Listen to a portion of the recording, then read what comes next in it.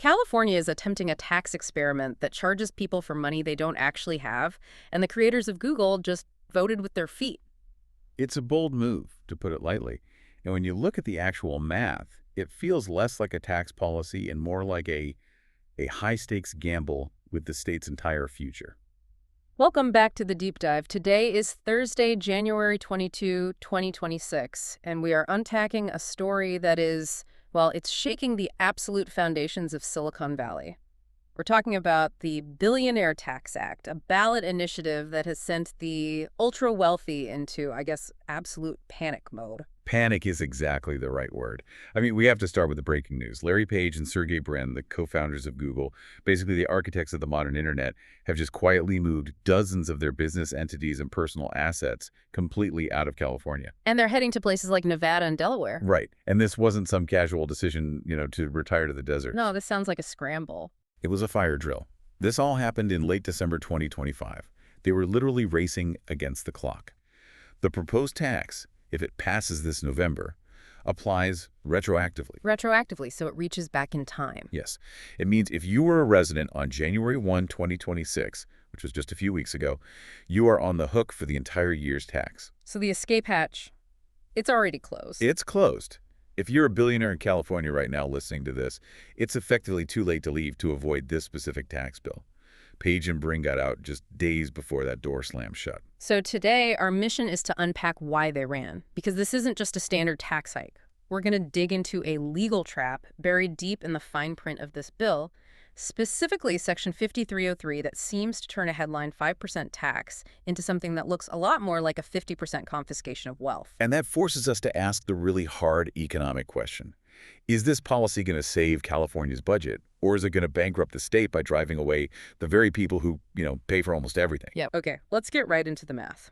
This is where the story goes from a political debate to a horror story for anyone who understands how business works.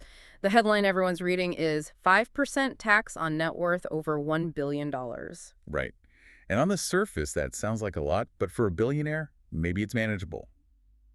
The devil, as always, is in the details, specifically in how the state decides what your wealth is actually worth. Which brings us to this voting rights trap. This is the part that I have to admit, it made my jaw drop when I first read it. It's the critical piece of the puzzle. Right. It's all in Section 5303 of the Act. Yeah. It just fundamentally changes the definition of ownership. In the normal world, if you own stock, you're taxed on the market value of that stock. If you own 1% of a company, you're taxed on 1% of the company's value. Simple enough. Makes sense. This law completely flips that on its head. It presumes your ownership percentage is equal to your voting power, not your financial ownership. Okay, explain that distinction for someone who isn't looking at stock charts all day. Why are voting power and financial ownership two different things? It's a really common structure in big tech companies. The founders, they want to keep control of their vision even after they go public and sell shares. So they create two classes of stock. Yes. Class A is what you or I might buy. It has economic value, but maybe one vote per share. Okay. But the founders hold Class B shares. These might not be worth more money, but they have super voting rights, sometimes 10 votes per share or even more. So they can steer the ship without Wall Street getting in the way. Exactly. Now, let's apply this to the Google example, because Gary Tan from Y Combinator broke this down, and the numbers are just staggering. Economically, Larry Page and Sergey Brin each own about 3% of Alphabet's stock. And Alphabet is worth, what, roughly $4 trillion? Around there, yes. Yeah. So 3% of that is about $120 billion each. Which is an insane amount of money. No one's arguing they aren't rich. Incredibly wealthy. But here is the trap. Because of those Class B supervoting shares, even though they only own 3% of the money, they control roughly 30% of the voting power. 30%. Wow. I think I see where this is going. It's a freight train. Under this new section, the state of California can assess their taxable wealth, not at their actual 3% financial stake, but at their 30% voting stake. Wait, hold on. So the state gets to pretend they own 30% of a $4 trillion company, even though they can't actually sell that 30% because they don't own the underlying shares. That is precisely how the math works in the draft. Yeah. They would be assessed as if they're worth $1.2 trillion each. And the tax is 5% of that number, that inflated number. Correct. 5% of $1.2 trillion is $60 billion. Okay, stop. We have to frame this. Their actual stock, the stuff they could actually sell, is worth $120 billion. And the tax bill is $60 billion. You see the problem. That is not a 5% tax. That is a 50% tax on their total assets in 1 year. In a single year. And remember, that's not on income they earned. That's on assets they already own. How do you even pay that? You can't just write a check for $60 billion. I'm assuming they don't have that sitting in a checking account. No one has that kind of cash. To pay a $60 billion bill, they would be forced to sell stock. I mean, they'd have to dump massive, massive amounts of Google stock onto the open market. Which would absolutely crash the stock price for everyone. It would crater it. And here's the kicker, the really twisted part of this law. If they sell half their stock to pay the tax, they lose the voting control that caused the high tax in the first place. It forces them to liquidate their control of the company they built. Exactly. It's a forced liquidation. It's designed, whether intentionally or not, to penalize the very governance structure that allows founders to innovate for the long term. Now, to be fair, surely the authors didn't intend for this mathematical absurdity. There has to be some kind of way out in the text. Well, there is a rebuttal clause. Yeah. Section 5303C33F says a billionaire can try to prove the valuation is wrong. They can go to the state and argue, look, my voting shares aren't actually worth $1.2 trillion. Okay, so there is some due process. In theory, yes. But practically speaking, it's a nightmare. The burden of proof is entirely on you, the taxpayer. The state starts with this massive number, the $1.2 trillion assessment. You then have to hire an army of lawyers and appraisers to fight the state of California in court for years. And in the meantime, you have this potential $60 billion bill hanging over your head. Massive uncertainty. And if you lose that court case, you're not just out some money. You are effectively bankrupt. You've lost half your wealth. So if you're Larry Page, do you stick around and hope you win that court case? No, you don't take that risk. You leave. You move your assets to Nevada, and that is exactly what they did. They viewed this not as a tax, but as an existential threat. That really clarifies the situation. This isn't just about paying a fair share. It's about avoiding a trap that could destroy their business. But let's zoom out, because I know people listening might be thinking, well, they can afford it, or good riddance. Why should the average person in California care if a couple of billionaires leave? This is where we hit the golden goose problem. You have to understand the structure of California's revenue. I mean, who actually pays the bills for the state? I've seen some crazy statistics on this. California is incredibly dependent on its top earners. Dependent is an understatement. The numbers are just stark. The top 1% of earners in California, they contribute between 40 and 50% of the state's total income tax revenue. Half the budget. Half the budget. That pays for the schools, the roads, the fire departments, Medi-Cal, you name it. So when you chase away one guy like Larry Page, you're not just losing his potential new wealth tax. You're losing all the tax revenue you were already getting from him. That's the key. You lose his massive state income tax. You lose the capital gains tax every time he sells stock. You lose the business his family office generates. It's a huge domino effect. If this tax drives these few individuals away, the state loses the existing reliable revenue that keeps the lights on. It really feels like California is playing a game of chicken with its own budget. It is. And look who's opposing this. It's not just the usual conservative groups. Governor Gavin Newsom, a prominent Democrat, has come out against this. He's called it bad policy. And that's telling. Usually you'd expect a Democratic governor to align with the unions pushing this, right? The SEIU UHW is the main backer. You would, but Newsom understands the math. He knows wealth is mobile.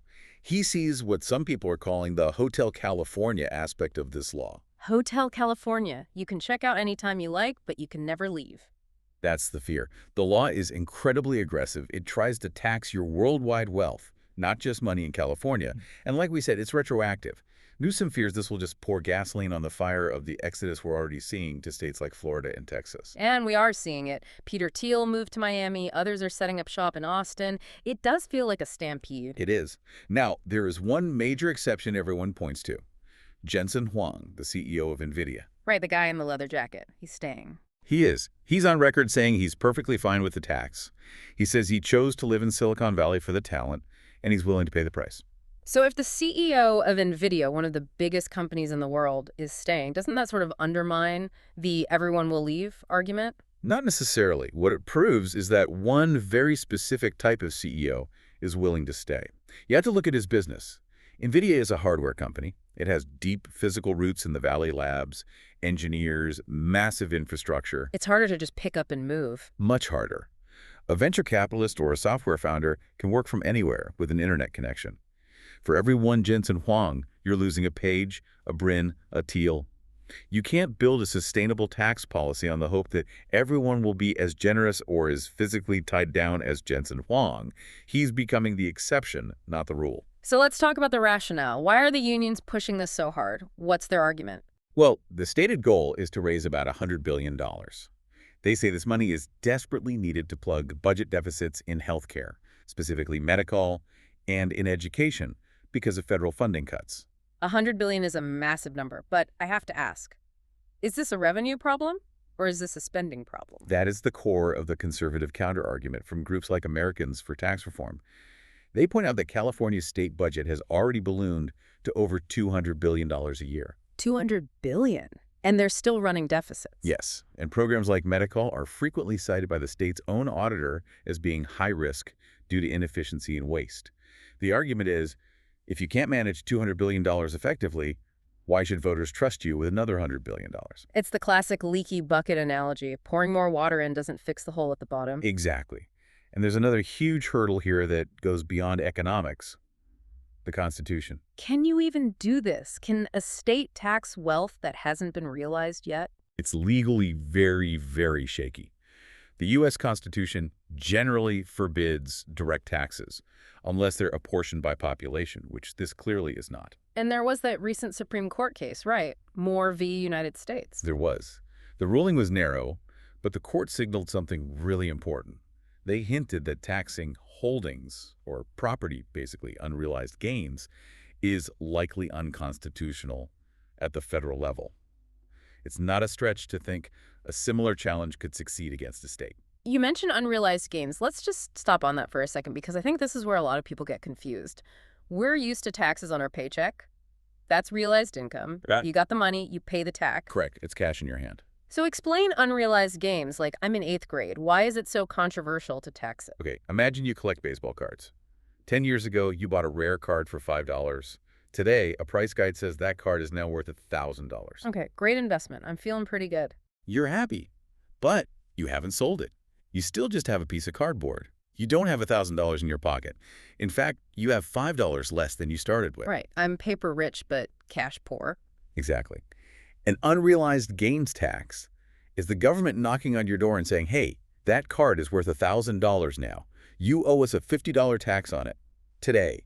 But I don't have $50. My money is in the card. Precisely. So now, to pay the tax, you are forced to sell the baseball card.